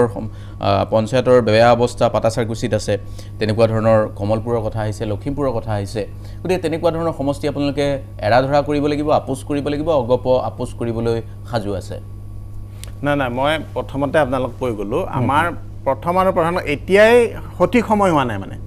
এতিয়াই আমি এই বিষয়টো আলোচনা কৰা সঠিক সময় হোৱা নাই যে আমি এইটো সিট পাম এইটো সিট নাপাম আমাৰ যিটো আলোচনা হ'ব কেন্দ্ৰীয় নেতৃত্বই যিটো আলোচনা কৰিব সেই কেন্দ্ৰীয় নেতৃত্বৰ আলোচনাৰ মাজত যিটো ফাইনেল হ'ব সেইটোৱে শেষত হ'বগে আমি কিন্তু সাংগঠনিক দিশটো শক্তিশালী কৰিবলৈ বৰ্তমান ৰাইজৰ মাজত যাবলৈ চেষ্টা কৰিছোঁ ঠিক আছে ধন্যবাদ তপন দাস ৰাতুল পাটোৱাৰী এতিয়া যিটো ছবি আমি দেখিবলৈ পাই গৈছোঁ বা যিটো ছবি আমি দেখিবলৈ পাইছোঁ অগপই সাংগঠনিক স্থিতি শক্তিশালী কৰাৰ কাৰণে বিভিন্ন সময়ত সভা সমিতি কৰি আছে বা সেইটো কৰাটো স্বাভাৱিক কথা কৰিবই লাগিব কিন্তু এইখিনি মুহূৰ্তত অগপ বিজেপিৰ বা বিজেপিৰ নেতাসকলৰ যি ভাষ্য সেই কথাটোৱে কি পূৰ্বানুমান দিছে বাৰু প্ৰথম কথা বিজেপিয়ে আগতে বহুত উদাহৰণ দি থৈছে তেওঁলোকে নিজৰ দলটোক আগুৱাই নিয়াৰ ক্ষেত্ৰত বেছি অগ্ৰাধিকাৰ দিয়ে তেওঁলোকৰ লগত এলায়েন্সত থকা দলসমূহ লাগিলে নিশেষ গতিকে তাৰ প্ৰতিজন লিডাৰৰ ভাষ্যৰ পৰা এইটো কথা প্ৰমাণ হয় যে বহুত বৰ্তমান অগপৰ বিধায়ক থকা সিট তেওঁলোকে হাৰিব বুলি নিশ্চিত হয় তেওঁলোকক নিদিও বুলি ক'ব খুজিছে আৰু এইটো তাকে প্ৰকাৰে প্ৰত্যেকজন লিডাৰে একেধৰণে কথাখিনি ব্যাখ্যা কৰিছে গতিকে তাৰ পৰা বুজা যায় তেওঁলোকে এলায়েন্সটো ৰাখিব খোজে কিন্তু এলায়েন্সটো ৰাখিব খুজিলেও কিন্তু তেওঁলোকে অগপৰ মতে এলায়েন্স নাৰাখে অগপ যদি এলায়েন্সত থাকিব খোজে বিজেপিৰ মতে থাকিব লাগিব বিজেপি এটা সিদ্ধান্ত গ্ৰহণ কৰিব কোনটো সিট অগপক এৰি দিব কোনটো সিট অগপক এৰি নিদিব বিজেপিয়ে দিয়া সিদ্ধান্তত অগপ যদি মতত আহে তেতিয়াহে এলায়েন্স হয়তো ভৰ্তি থাকিব আদাৰৱাইজ এলায়েন্সটো নাথাকিব এই কাৰণে কাৰণ বিজেপি বাৰে বাৰে এটা কথা কৈ আছে যে জিকা আৰু হাৰা সিটটোৰ ডেফিনেশ্যনটো তেওঁলোকে ডিচাইড কৰিব আল্টিমেটলি কৈ আছে কোনটো সিট হাৰিব পঞ্চায়তৰ এটা তেওঁলোকে গ্ৰাফিক্স উলিয়াইছে ক'ৰ পৰা পঞ্চায়তত কোনটো এজিপিৰ এমএলএ থকা ঠাইত বিজেপিৰ ক'ত বেছি পঞ্চায়ত জিকিল এই ডাটাখিনি ইভিন আজি ইয়াৰ স্প'ক্সপাৰ্চন ডাঙৰীয়া বিজেপিৰ স্প'ক্সপাৰ্চনে ইয়াত স্পষ্টভাৱে দাঙি ধৰিছে গতিকে মই ক'ব খুজিছোঁ এইটো তেওঁলোকৰ ইণ্টাৰনেল বিষয় এইটোত মোৰ মাত মাতাৰ অধিকাৰ নাই কিন্তু যিটো দেখা গৈছে যে তেওঁলোকৰ বৰ্তমান সময়ত থকা অগপৰ বিধায়ক কিছু টিকট এইবাৰ তেওঁলোকক সিট নিদিয়াৰ কাৰণে এইটো টিকটৰ কথাটো নহয় মানে বিজেপি অগপৰ পৰা সেই সিট কেইখন কাঢ়ি লোৱাৰ এটা সিদ্ধান্ত এটা গ্ৰহণ ঠিক আছে দত্ত মই আপুনি উত্তৰ দিব এটা বিৰতি লৈ লওঁ বিৰতিৰ পিছত আমি পুনৰ উভতি আহিম এটা বিৰতি লৈছোঁ বিৰতিৰ পিছত আমি আলোচনা অব্যাহত ৰাখিম আপোনালোকে চাই আছে মিড মৰ্ণিং আৰু মিড মৰ্ণিঙত আজি আমি কথা পাতি আছোঁ মিত্ৰতাৰ ৰাজনীতিৰ বিষয়ে যিটো অভিযোগ এতিয়া বিজেপিৰ বিৰুদ্ধে উত্থাপিত হৈছে আগ্ৰাসী বিজেপি সুভাষ দত্ত আপুনি মানি লয় আগ্ৰাসী আপোনালোক অধিক আগ্ৰাসী হৈছে যাতে যিকোনো প্ৰকাৰে আকৌ বিজেপিৰ চৰকাৰ লাগে মই এই মুহূৰ্তত পুনৰ আমি ষ্টুডিঅ'ত বহি থকা সকলোৰে হৈ বা প্ৰাক্তন মুখ্যমন্ত্ৰী ডাঙৰীয়াৰ আশু আৰোগ্য কামনা কৰি ভগৱানৰ শ্ৰীচৰণৰ প্ৰাৰ্থনা জনাইছোঁ এটা কথা চাওক মিত্ৰতাৰ ৰাজনীতিটো এনেকুৱা ধৰণৰ হয় ইয়াত এৰা ধৰাৰ কথা থাকে আমি যেতিয়া মই আগতেও কৈছোঁ যে আমাৰ যেতিয়া বিজেপিৰ বিধায়ক যেতিয়া কম আছিলে তেতিয়া অসম গণ পৰিষদ দলৰ বিধায়ক যেতিয়া বেছি আছিলে তেতিয়া ইন্দ্ৰমণি বৰা ডাঙৰীয়াক তেওঁলোকে ৰাজ্যসভালৈ সাংসদ হিচাপে নিৰ্বাচিত কৰি পঠিয়াইছিল সেইটো হৈছে এৰা ধৰা আৰু এতিয়া অসম গণ পৰিষদ দলৰ বিধায়কৰ সংখ্যাটো কম কিন্তু বীৰেন বৈশ্য ডাঙৰীয়াক তেনেকৈ ধৰণে ৰাজ্যসভালৈ পঠিওৱা হৈছে সেইটো হৈছে এৰা ধৰা যোৱাবাৰ নিৰ্বাচনৰ আগে আগে আমাৰ কমলপুৰত আমাৰ যাদৱ ডেকা বিধায়ক আছিল আমাৰ মনোৰঞ্জন দাস পাটাচাৰকুছিত বিধায়ক আছিল কিন্তু এই দুইটা সিট আমি অসম গণ পৰিষদ দলক খেলিবৰ কাৰণে এৰি দিয়া হ'ল ইয়াত আমাৰ সত্যব্ৰত কলিতা ডাঙৰীয়া বা তাত প্ৰবীণ ডেকা ডাঙৰীয়া বিধায়ক হ'ল কিন্তু আপুনি এটা কথা চাব যে কিছুমান মানুহৰ কিছুমান কথা বতৰাই আচলতে মিত্ৰতাটোত মানে যথেষ্ট ব্যাঘাত জন্মায় এতিয়া আপোনালোকে আমাৰ ভাৰতীয় জনতা পাৰ্টীৰ নেতাসকলক দেখাই আছে আমাৰ নেতাসকলে কি কৈছে যে য'ত জয়ৰ সম্ভাৱনা আছে যি প্ৰাৰ্থীৰ জয়ৰ সম্ভাৱনা আছে সেইসকলক প্ৰাৰ্থিত্ব দিয়াৰ পক্ষে আমাৰ নেতাসকলে মত প্ৰকাশ কৰিছে কিন্তু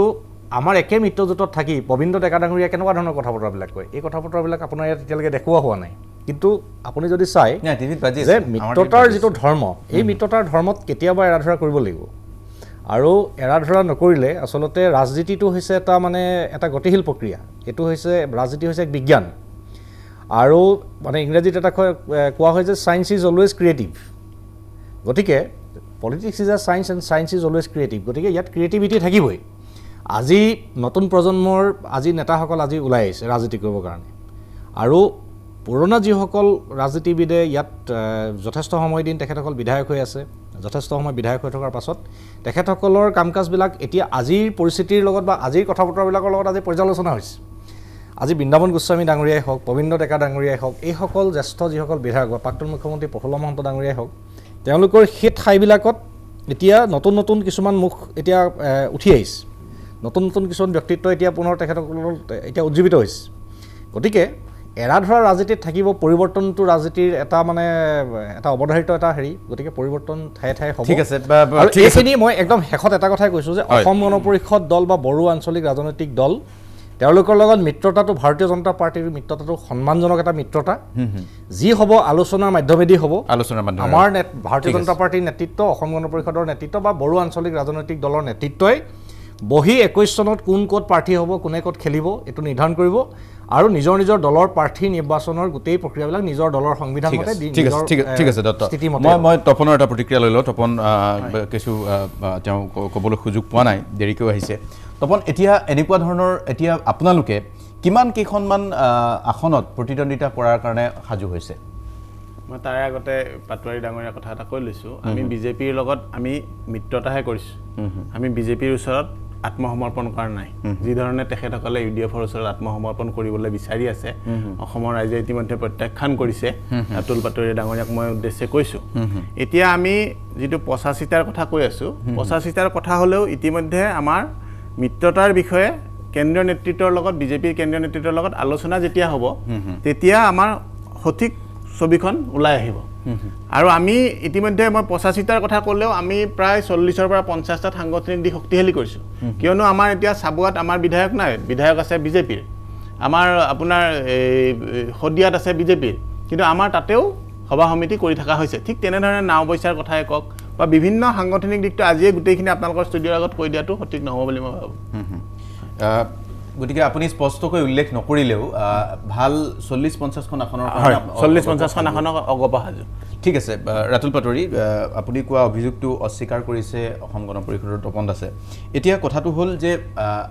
এই যিটো মিত্ৰতাৰ ৰাজনীতি এটা সন্মানজনক পৰিৱেশ নাই বুলি আপুনি কৈছে বা আগ্ৰাসী স্থিতি বিজেপিয়ে লোৱা বুলি কৈছে মই যদি আপোনাক সুধোঁ যে এতিয়া এনেকুৱা মুহূৰ্তত যিটো এৰা ধৰা বুলি আজি সুভাষ দত্তই কৈছে সেইটোকে অকণমান ইফাল সিফাল কৰি আপোচ কৰা বুলি আমি কম নেকি বাৰু কথাটো এনেকুৱা ধৰণৰ এইটো মই আগতে এটা কথা কৈছোঁ দাস ডাঙৰীয়াই হয়তো ভুল ব্যাখ্যা কৰিলে মই আগতে কৈছোঁ এইটো তেওঁলোকৰ ইণ্টাৰনেল পাৰ্টিৰ কথা কিন্তু মই টিভিত যিবিলাক বিজেপি লিডাৰৰ বাইট দেখিছোঁ বা অগপৰ কিছু বিধায়কৰ বা লিডাৰৰ বাইট দেখিছোঁ তেওঁলোকে তাত স্পষ্টভাৱে বিষদগাৰ এটা পাইছোঁ যে অগপৰ বিধায়কসকলে বহুতে গোবিন্দ ডেকাকে প্ৰমুখ্য কৰি কমলপুৰৰ বিধায়কে এটা বিষদগাৰ কৰিছে যে তেওঁলোকৰ চিটটো কোনোবাখিনিত কাটিব আৰু বিজেপি বাৰে বাৰে কৈ আছে যে কোন খেলিব অগপে সেইটো সিদ্ধান্ত ল'ব কিন্তু কোনটো চিট এজিপিক দিম সেইটো আমি সিদ্ধান্ত ল'ম এনেকুৱা ধৰণৰ এটা বক্তব্যৰ পৰা এইটো ফুটি উঠিছে বাকী আৰু এটা কথা কৈছে যে অগপৰ AUDFৰ ওচৰত কংগ্ৰেছ দলে আত্মসমৰ্পণ কৰা বুলি AUDFৰ ওচৰত কংগ্ৰেছে কেতিয়াও আত্মসমৰ্পণ কৰা নাছিল আজিও নকৰে আৰু কথাটো হ'ল কংগ্ৰেছে ইয়াত বুলি নহয় বিভিন্ন ষ্টেটত যে বিজেপিক পৰাভূত কৰাৰ স্বাৰ্থত মহাগঠবন্ধন তাত AGPও আহিব পাৰে তাত BPF আহিব পাৰে তাত UPPL আহিব পাৰে অগপৰ কাৰণেও আপোনালোকৰ সকলোৰে যে কৈছে কি বিজেপিৰ বিৰুদ্ধে যি দলে কংগ্ৰেছৰ লগত মহাগঠবন্ধনত আহি বিজেপিক পৰাভূত কৰিব পাৰে সেইকাৰণে আজি আপুনি অগপক বেছি বেয়াকে কোৱা নাই নাই মইতো কৈছোঁ তেওঁলোক বেয়াকে নোকোৱাৰ কথা নাই মই কৈছোঁ এটা ডাঙৰ সমালোচনা কৰা নাই মই বেয়াকে কোৱা মানে গালি পৰা কথা কোৱা নাই সেইকাৰণে আপুনি সমালোচনা বাটটো ৰাখি দিছে যিদৰে BPFৰ ক্ষেত্ৰত বাট কংগ্ৰেছে ভাল পাইছে যে অলপ দূৰত্ব বাঢ়িছে BPF বিজেপিৰ গতিকে BPF আমাৰ মিত্ৰ হ'ব অগপৰো যদি অলপ বাঢ়ি যায় সমালোচনা মই ভালকৈ কৰিছোঁ কিয় কৰিছোঁ যে অগপ দলৰ জন্মই হৈছিল অসম চুক্তি আৰু অসম চুক্তি ৰূপায়ণৰ ক্ষেত্ৰত বা লাষ্ট যিখন কা আন্দোলনৰ ক্ষেত্ৰত দুটা সময়ত অতুল বৰাৰ ভাষ্য দুটা আছিল প্ৰথমবাৰ কেব যেতিয়া লোকসভাত আনিব খোজে তেতিয়া বিৰোধিতা কৰিছিল কৈছিল লাগিলে বিজেপিৰ লগতে নাথাকে ঠিক আছে অসম ৰাইজৰ লগত নেক্সট টাইম তেখেতে সমৰ্থন কৰিছে আপোনালোকৰ স্থিতি কি আজি মানে মই কংগ্ৰেছক বৰ বিশেষকৈ সমালোচনা কৰিবলৈ ইচ্ছা নাই কিয়নো পিতামহৰ নিচিনা তৰুণ গগৈ ডাঙৰীয়া অৱস্থা অতি সমালোচনা কৰা নাই আমি শেষ বাক্যটোৰে শেষ কৰিম তপন শেষ কৰিম কি ক'ব মন আছে এতিয়া আমি গোটেই আলোচনা কৰিলোঁ ৰাজনীতি কি হয় হ'ব তেনেকুৱা ধৰণৰ পৰিৱেশ আপুনি শেষ কৰক নহয় শেষত আমি এটা কথাই ক'ব বিচাৰিছোঁ আমি বিজেপিৰ লগত শক্তিশালী বন্ধু হিচাপে আমি থাকিম আমি নিজৰ শক্তি বৃদ্ধিৰ কাৰণে আমি কাম কৰিছোঁ আমি বিভিন্ন জনসমাৱেশ কৰি আছোঁ যোৱা পৰহি আমাৰ যি ছাত্ৰ পৰিষদ তাৰ প্ৰতিষ্ঠা দিৱস আছিল প্ৰতিষ্ঠা দিৱসত আপোনালোকে দেখিলে হাজাৰ হাজাৰ বাইকেদি নতুন নতুন ছাত্ৰ যুৱক ওলাই আহিছে অতুল বৰা ডাঙৰীয়াৰ নেতৃত্বত আৰু আমি আশাবাদী 2021 চনত আমি বিজেপি আৰু অগপ মিলি এখন মিত্ৰজোঁটৰ এখন সুন্দৰ চৰকাৰ গঠন কৰিব পাৰিম ধন্যবাদ জনাইছোঁ আৰু আমি প্ৰত্যাশা কৰিম সকলোৱে সমানে শক্তিশালী হৈ আগবাঢ়ি যাওক অগপও শক্তিশালী হওক কংগ্ৰেছো শক্তিশালী হওক বিজেপিও শক্তিশালী হওক সকলো শক্তিশালী হ'লেহে আমি ভাল পৰিৱেশ এটা ৰাজ্যত আশা কৰিব পাৰিম আমি বিদায় ল'ম এই অনুষ্ঠানৰ পৰা কিন্তু 12 বজাত আহি আছে ব্ৰেকিং নিউজ প্ৰাক্তন মুখ্যমন্ত্ৰী তৰুণ গগৈৰ স্বাস্থ্যৰ মেডিকেল বুলেটিন 12 বজাত ইয়াৰ লগে লগে